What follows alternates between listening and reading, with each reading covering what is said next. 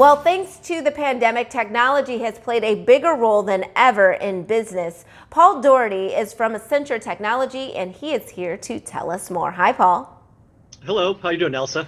I'm doing well, thank you. So I want to get started just by asking you, what were the biggest workplace tech trends to emerge during this pandemic? It's been only a year, and I think it's a good time to step back and look at the changes, as you say, like what's happened.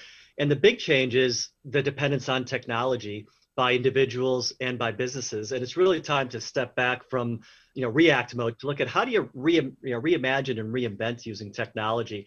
And that's what we've been really focused on at my company, Accenture.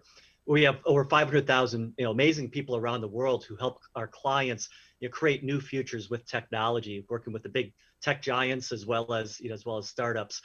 And the real lesson, to answer your question, is it's been a fast forward, like a giant fast forward button's been hit to the future. This is accelerating the future, and taking a decade of what would have been innovation and transformation, and accelerating that into a year or two. And one of the new realities of this environment is that every company is a technology company at the heart of it, is what they're realizing, and they need to think and act differently as they embrace artificial intelligence, cloud computing, virtual reality, blockchain, quantum computing, and more.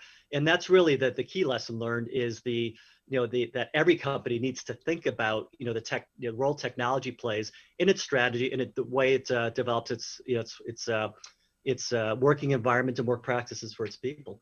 And more companies are using automation to adjust to remote workforces. Do workers need to worry about job loss as a result?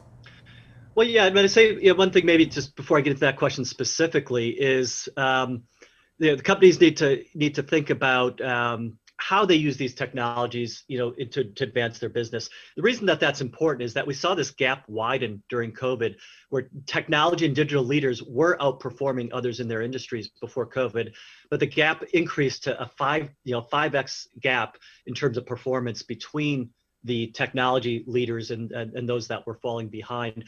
And that's an important gap to fix. And part of that gets into your question, which is, how does the company work differently in this new environment? So, to your question, do people need to worry about losing their jobs due to automation? We actually have a different view, which is that automation and applying new technology is critical to increasing human potential, and it's at the heart of how we create the jobs of tomorrow.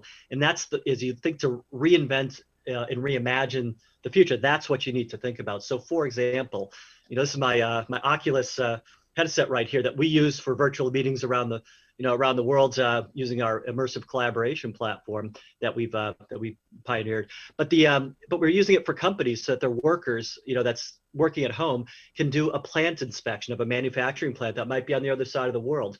Workers can use drones to do inspections of equipment. Many other examples, including, I think it's interesting, if you look at Moderna, and the reason they were able to come up with a new vaccine at the speed they did was leveraging cloud computing, artificial intelligence, convolutional neural networks in their case, to really accentuate and accelerate, pair that with the work that their human researchers were doing. And that human and machine pairing is what we really see creating the opportunity of the future. And you mentioned that headset. What are some other ways that companies are using virtual reality to sort of train and then connect with their workers? Yeah, well, training is a big area, because if you can't get people physically together, we're using virtual reality at scale.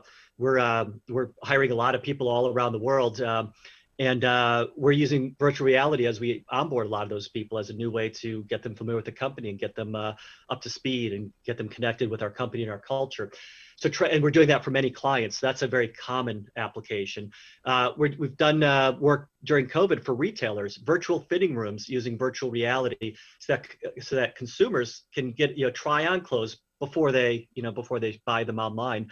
With auto companies doing a virtual driving experience so that they can understand the characteristics of a vehicle before they make the commitment to purchase. Many other examples like that I think are really going to transform and change the way that people work, especially as the technology develops further and connects with new technologies like 5G and edge computing and other innovations. And where can our viewers go for more information on this technology? Yeah, no, great question, and thanks for asking. So I'd encourage everyone to go to Accenture.com. We have a lot of information available, including coming soon our new technology vision report, which will go into all of this in a lot more detail. You can follow me on Twitter at PaulDaugh, PaulDaugh, or on LinkedIn at Paul R. Doherty. And for more on this, this future work, which is a super interesting topic, the book that I wrote with my co-author is Human Plus Machine. And we've really seen that play out as we've gone through the COVID period, and you can pick up a copy of that through Harvard Press as well. All right, Paul Doherty, thank you so much for being with us. Really appreciate it. And we will be right back with more Midday Maryland right after this. Stay tuned.